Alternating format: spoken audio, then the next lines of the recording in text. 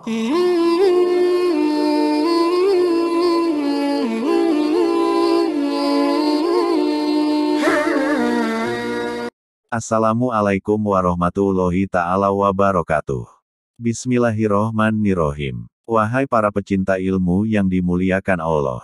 Semoga kita semua diberikan ilmu yang luas dan bermanfaat, serta diberikan rizki yang halal dan melimpah. Amin ya Allah ya Robbal Alamin. Tahukah kalian Amr bin As, beliau adalah salah satu sahabat Nabi yang terkenal dengan julukan Sang Pembebas Mesir. Pada suatu hari, Amirul Mukminin Umar bin Al-Khattab melihatnya datang. Ia tersenyum melihat caranya berjalan itu, lalu berkata, tidak pantas bagi Abu Abdillah Amr bin As untuk berjalan di muka bumi kecuali sebagai Amir. Setelah tidak lagi bergabung dengan tentara muslimin, Amr bin As dipercaya Khalifah Umar bin Khattab menjadi gubernur Mesir. Menjadi pemimpin umat Islam di sana, serta berdakwah mengajak kepada siapa saja untuk beriman kepada Allah Subhanahu wa Ta'ala.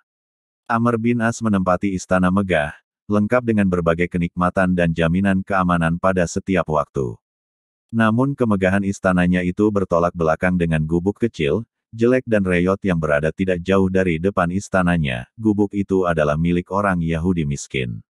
Suatu ketika Amr bin As berpikir untuk menggusur gubuk tersebut dan menggantinya dengan membangun sebuah masjid agung. Hal itu dimaksudkan supaya terjadi keseimbangan antara istana sebagai refleksi dari kehidupan dunia dan masjid sebagai upaya meraih kebahagiaan akhirat. Kemudian Amr bin As mengumpulkan seluruh pejabatnya untuk membahas kemungkinan pembangunan masjid impiannya. Dalam rapat tersebut, Amr bin As mendapat informasi jika gubuk reyot di depan istananya adalah milik keluarga Yahudi miskin. Informasi tersebut justru semakin menguatkan keinginan Amr untuk segera meletakkan batu pertama pembangunan masjid. Esok harinya, Amr bin As memanggil orang Yahudi yang mendiami gubuk reyot itu ke istana. Sesampainya di istana, Amr kemudian mengutarakan maksudnya, yaitu ingin membangun masjid di atas tanah tempat gubuk milik orang Yahudi tersebut.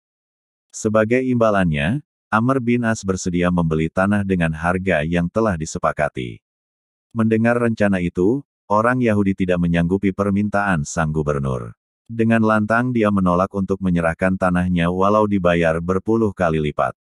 Sambil berjalan meninggalkan istana, orang Yahudi tetap pada pendiriannya tidak menyerahkan harta satu-satunya yang dimiliki. Sebagai gubernur, Amr tidak mengindahkan keputusan orang Yahudi yang tetap pada pendiriannya. Segera Amr bin As menetapkan surat keputusan untuk membongkar paksa gubuk keluarga Yahudi miskin tersebut.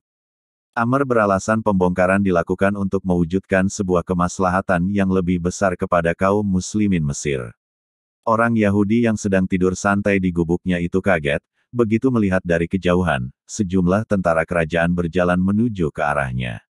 Atas perintah gubernur, kami ingin membongkar paksa gubuk kamu untuk dijadikan masjid, kata salah satu prajurit dengan nada tinggi. Keluarga Yahudi menangis tanpa henti, tanpa daya dia menyaksikan tempat tinggal satu-satunya yang mereka miliki harus dibongkar. Orang Yahudi membayangkan saat-saat bahagia melihat senyum anggota keluarganya yang akan berakhir hanya dalam hitungan menit. Di tengah perasaan sedihnya tersebut, tiba-tiba orang Yahudi teringat akan pemimpin tertinggi umat Islam, Khalifah Umar bin Khattab yang berada di Madinah. Tanpa pikir panjang, segera dia berjalan menuju Madinah untuk meminta keadilan atas keputusan Gubernur Amr. Namun dalam perjalanan, orang Yahudi berkecil hati ketika membayangkan sosok Umar bin Khattab. Dia pesimis, dirinya yang lusuh dengan pakaian compang camping akan disambut setibanya di Madinah. Terlebih keluhannya didengarkan oleh seorang tokoh besar muslimin.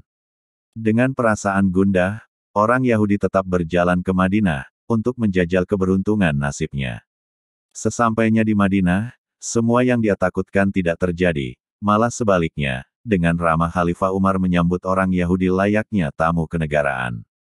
Suguhan aneka makanan dan minuman, menjadi bentuk betapa hormatnya Khalifah kepada tamu, meski dirinya menyadari bukan seorang muslim. Sambil menyantap hidangan, orang Yahudi menceritakan permasalahannya kepada Khalifah Umar.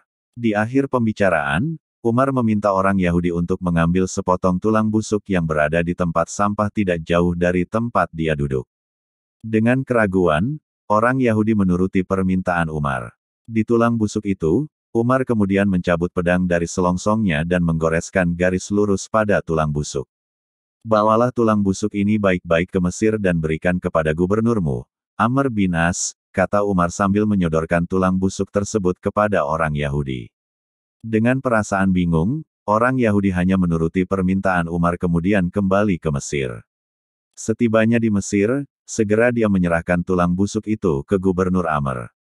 Tidak disangka, setelah memegang tulang busuk tersebut dan melihat goresan lurus, tubuh Amr menggigil dan wajahnya berubah menjadi pucat ketakutan.